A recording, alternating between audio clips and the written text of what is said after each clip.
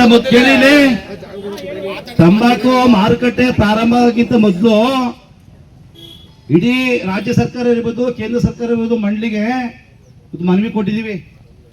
ತಾಲೂಕು ಆಫೀಸ್ಗೆ ಹೋಗಿರ್ಬೋದು, AC ಆಫೀಸ್ಗೆ ಹೋಗ್ಬೋದು, DC ಆಫೀಸ್ಗೆ ಹೋಗಿರ್ಬೋದು. ಕೇಂದ್ರ ಸಚಿವರ ಗಮನ ಸೆಳೆಯಕ್ಕೆ ನಾವು ಇಡೀ ಇವತ್ತು ತಾಲೂಕಿನಾದ್ಯಂತ ಇವತ್ತು ತಂಬಾಕು ಬೆಳೆಗಾರರು ಎಲ್ಲಿದ್ದೀವಿ ಸ್ವಾಮಿ ಬನ್ನಿ ಅಂತ ಹೇಳಿ ಕರೆದಿದ್ದೀವಿ. ಮೆಮೊರಂಡಮ್ ಕೊಟ್ಟು ಇವತ್ತು ಇಡೀ ರಾಜ್ಯದಲ್ಲಿ ತಕ್ಷಣಕ್ಕೆ ಯಾರು ಸ್ಪಂದಿಸಿಲ್ಲ ಸ್ವಾಮಿ. ಹಾಗಾಗಿ ಇವತ್ತು ಮೊದಲನೇದಾಗಿ ತಂಬಾಕು ಬೆಳೆಗಾರರ ಹೋರಾಟಕ್ಕೆ ಇವತ್ತು ನಾನು ಸಹ ಸ್ಪಂದಿಸಬೇಕು ಅಂತ ಹೇಳಿ ಹುಣಸೂರು ತಾಲೂಕಿನ ಮಾಜಿ ಶಾಸಕರಾದಂತ ಶ್ರೀಯುತ HP ಮಂಜುನಾಥ್ ಅವರು ಬಂದು ತಮ್ಮ ಬೆಂಬಲವನ್ನು ವ್ಯಕ್ತಪಡಿಸಿದ್ದಾರೆ. ಅವ್ರಿಗೂ ಸಹ ನಮ್ಮ ಎಲ್ಲ ರೈತ ಬಂಧುಗಳ ಪರವಾಗಿ ನಾನು ಮೊದಲನೇದಾಗಿ ಸ್ವಾಗತವನ್ನು ಕೋರ್ತೀನಿ. ಅದೇ ರೀತಿ ತಂಬಾಕು ಬೆಳೆಗಾರರ ಮನವಿಗೆ ಸ್ಪಂದಿಸಬೇಕು, ಧರಣಿ ನಿರತರ ಜೊತೆಯಲ್ಲಿ ಭಾಗಿಯಾಗಬೇಕು ಅಂತ ಹೇಳಿ ಹೋರಾಟಗಾರರಂತ ಶ್ರೀಯುತ ಲಕ್ಷ್ಮಣರವರು ಸಹ ಆಗಮಿಸಿದ್ದಾರೆ. ಅವರಿಗೆ ನಮ್ಮ ತಂಬಾಕು ಬೇಡ ಎಲ್ಲ ಪಕ್ಷದ ಮುಖಂಡರುಗಳು ರೈತ ಬಂಧುಗಳು ಬಂದಿದ್ದೀರಿ.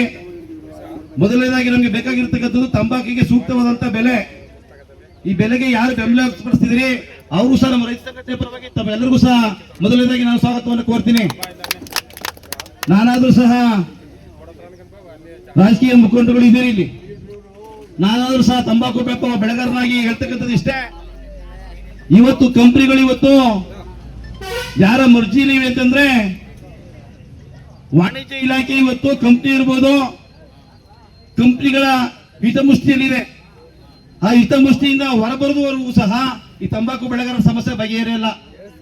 ಇದು ಒಂದಿಷ್ಟು ಸಮಸ್ಯೆ ಅಲ್ಲ ಸ್ವಾಮಿ, ನೆನ್ನೆ ಮೊನ್ನೆ ಸಮಸ್ಯೆ ಅಲ್ಲ ಇದು. ನಾವು ಇದ್ರ ಬಗ್ಗೆ ಇವನ್ನ ಹಲವಾರು ವರ್ಷಗಳಿಂದ ಹೋರಾಟ ಮಾಡ್ಕೊಂಡು ಬರ್ತಾನೆ ಇದೀವಿ. ಅರ್ಜಿ ಕೊಡೋದು ಹೋಗೋದು, ಅರ್ಜಿ ಕೊಡೋದು ಹೋಗೋದು.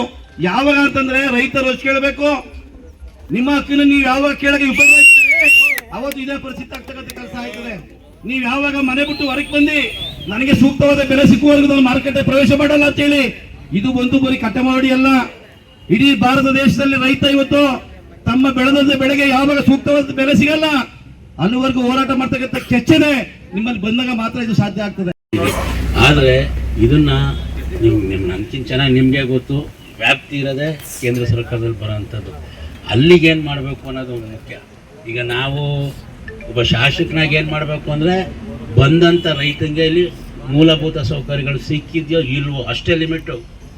ಸಿಕ್ಕಿದೆಯೋ ಇಲ್ವೋ, ಅವ್ರ ಗೌರವ ಕಾಣ್ತಾ ಇದ್ದೀರೋ ಇಲ್ವೋ, ರೈತನ ಯಾವ ಥರ ನಡೆಸ್ಕೊತಿದ್ರಿ ಅದಕ್ಕೆ ನಾವು ಅಡ್ಡ ನಿಂತ್ಕೊಂಡು ಅವ್ರಿಗೆ ಬೈಯೋದೋ ಮಾಡೋದೋ ಕಟ್ಟಾಕೋದೋ ಏನೋ ಮಾಡ್ಬೋದು ನಾವು. ಆ ಕೆಲಸ ಅಂತೂ ನಾನು ಯಶಸ್ವಿಯಾಗಿ ಮಾಡಿದ್ದಿದೆ, ನಿಮಗೆ ಗೊತ್ತು ಈಗ 2 ವರ್ಷದಿಂದ ಏನು ಮಾಡಿದ್ದೆ ಅಂತ. ಇನ್ನು ಬಿಟ್ಟರೆ ಇನ್ನು ಒಂದಂತೂ ಸತ್ಯ, ಮಂಡಳಿ ವಿಪರೀತ ಪರ್ಸನಾಲಿಟಿ ಆಗಿದೆ. ಎಲ್ಲ ಕಂಪ್ನಿಗಳ ಪರ ಮಾರೋಗ್ತಾ ಇದ್ದಾರೆ. ಪ್ರತಿಯೊಂದು ನಡೆಯನ್ನು ನಾನು ಕಳೆದ 2 ವರ್ಷದಿಂದ ನೋಡ್ತಾ ಇದ್ದೀನಿ. ರೈತಂಗೆ ಲೋಕಲೈಟ್ಗಳಿಗೆ ಯಾವುದೇ ರೀತಿಯ ಇದಿಲ್ಲ.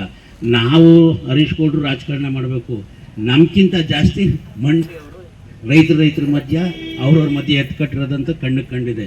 ಇನ್ನು ನಾವುಗಳು ಬಂದರೆ ಇನ್ನೂ ದೊಡ್ಡ ಉಲ್ಬಣ ಆಗುತ್ತೆ ಅಂದ್ಬಿಟ್ಟು ಅದನ್ನು ಅಲ್ಲಿಗೆ ನಿಲ್ಲಿಸಿ, ಬೇಡಪ್ಪ ಅವ್ರಿಗೆ ಯಾವಾಗ ಕಷ್ಟ ಇದೆ ನಾವು ಹೋಗಿ ನಿಂತ್ಕೊಳ್ಳೋಣ. ಈಗ ನಮಗಿರೋಂಥ ದಾರಿ ರೈತಿಂಗಿಗೆ ಏನೂ ಬೇಕಾಗಿಲ್ಲ, ಅವ್ನು ಬೇಕಾದ್ರೆ ರೈಟು ಅದೇ ಹೇಳ್ತಿರೋದಪ್ಪ. ನಾನೇನು ಹೇಳ್ತಿದ್ದೀನಿ, ನಾನು ಇಂಗ್ಲೀಷಲ್ಲಿ ಹೇಳಿದ್ನ, ಕನ್ನಡದಲ್ಲಿ ಹೇಳಿದ್ದಲ್ವಾ, ಮತ್ತು ಅರ್ಥ ಆಗಿಲ್ವಾ? ನಾನು ಅದಕ್ಕೆ ಪಾಯ್ಸನ್ ತಗೊಳ್ತೀನಿ ಅಂದರೆ ಅದಕ್ಕೆ ಧೈರ್ಯ ಹೇಳಕ್ಕೆ ಬಂದೀನಿ. ಈಗ ಬಂದು ಕೂತ್ಕೊಂಡೆ ತಗೊಂಡವನೇ. ಹಾಂ